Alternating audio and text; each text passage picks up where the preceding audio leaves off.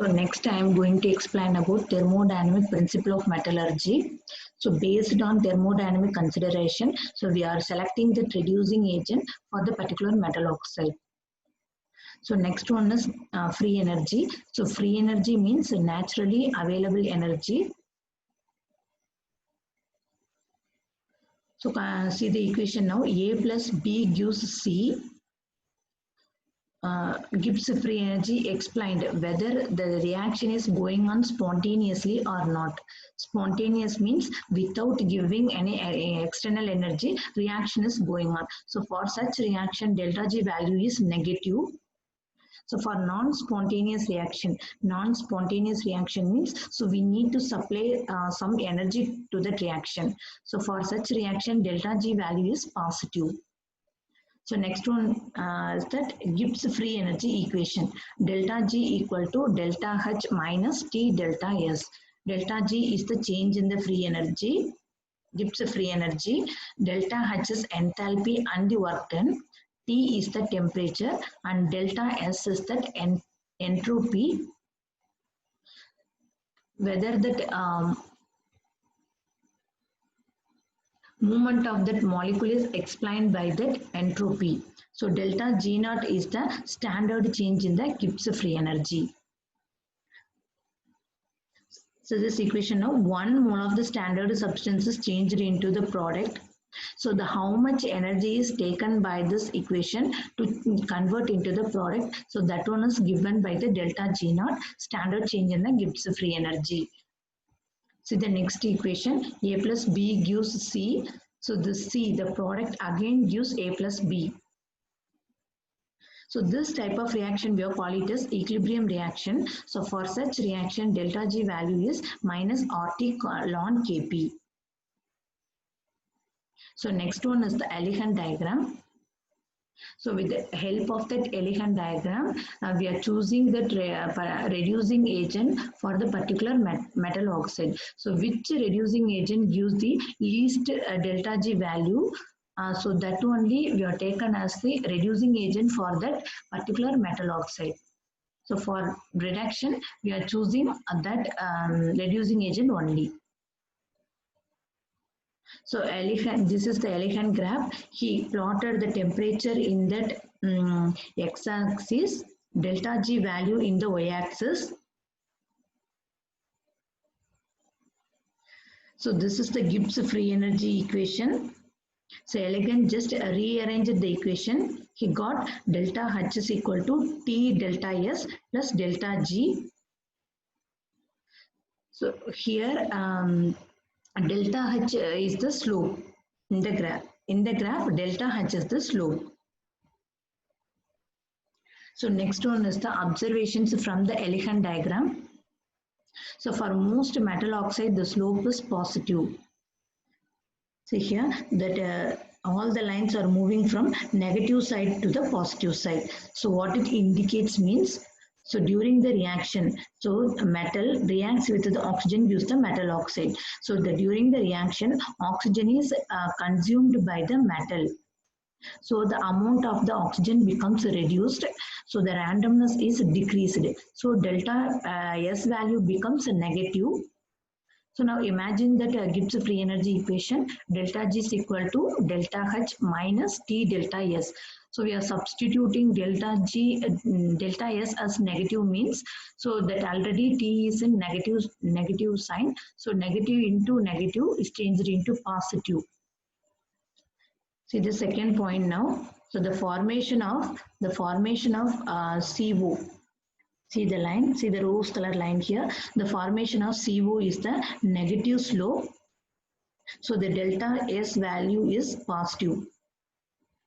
Here 2 moles of CO formed from the 1 mole of the oxygen. So movement of the molecule is increased here. So it indicates CO is more stable. See the third point, temperature increases, delta G for the formation of metal oxide become negative and finally becomes 0. So for this point, I am taking nickel plus oxygen, nickel oxide line. From the negative side, it moves towards the positive side. So if we are extending this line means finally it reaches the zero value. So above the zero value, delta G is positive. Below the zero value, delta G is negative. So what it indicates, the metal oxide is less stable at the higher temperature. The fourth point now, the sudden change in the slope for metal oxide, MgO, HgO due to phase transition. See this line now, Hg plus O2 gives HgO. So there is a sudden change in the line. So due to the phase transition, see here phase transition is the solid is changed into liquid or liquid state is changed into the gaseous state. That only given here. So next one is the applications of the Elihan diagram. So the formation of Ag2O, the formation of Ag2O and the HgO is present at the upper part of the diagram. So it decomposition temperature at 326 and the 426 degrees Celsius. So what it indicates means without any in reducing agent, it decomposes easily.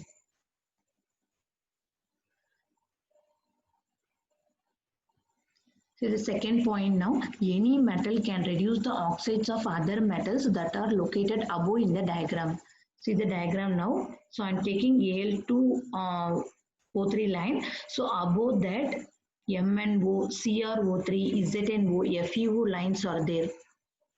So from that what they are telling, so which line is present at that bottom, so that one is more stable, that oxide is more stable than the above metal oxide. So the Al2O3 is more stable here. So Al2O3 is used as the reducing agent for the above metals. So but it not used as the reducing agent for the MgO and the CaO because this MgO and the CaO are present at the below the Al2O3 line.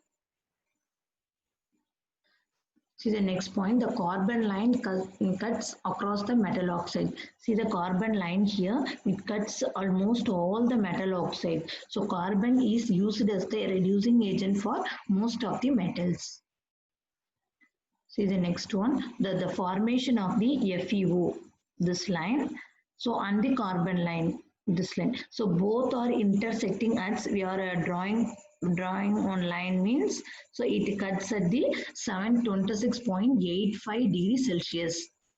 So below that 726.8 degrees Celsius, the carbon line is, so which one is present above here? The carbon line is lies above the, so this line FeO line is here. So the carbon line is present above the FeO line.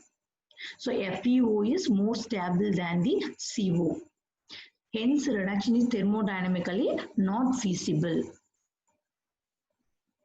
However, above the 726, above 726.85 degrees Celsius, the carbon line lies below the iron line. So the iron line is here. The iron line is here. The carbon line is present at the bottom of the iron line. So carbon is used as the reducing agent for this reaction. So next one is the limitation of the Elihan diagram. So Elihan it does not tell anything about the rate of the reaction. So here rate means speed. So in the Elihan diagram, he does not tell anything about the speed of the reaction.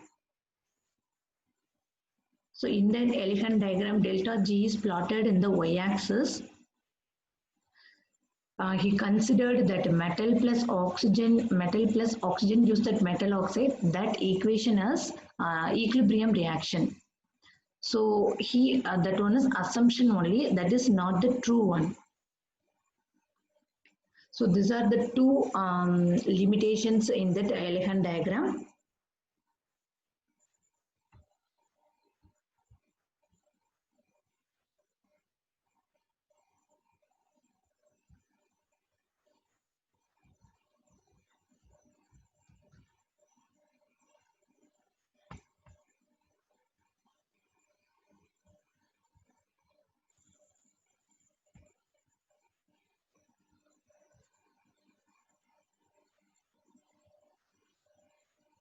So from the Elegant diagram at 1500 Kelvin, Fe plus O2 gives FeO. For such reaction, delta G value is minus 350 kilojoule per mole. Carbon plus O2 gives 2CO. For this reaction, delta G value is minus 480 kilojoule per mole. Next we need to reverse the fifth equation. So FeO comes in the right and left hand side, and Fe and O2 comes in the right hand side. The sign also changed here. So delta G positive is changed into negative here, and 350 negative is changed into positive here. So next we are going to couple this two equation. Here metal is changed in metal is going to reduce. So metal oxide we need to write in that left hand side. Carbon we are taken as the reducing agent. So the FeO, the metal oxide, is reduced into that metal here, Fe.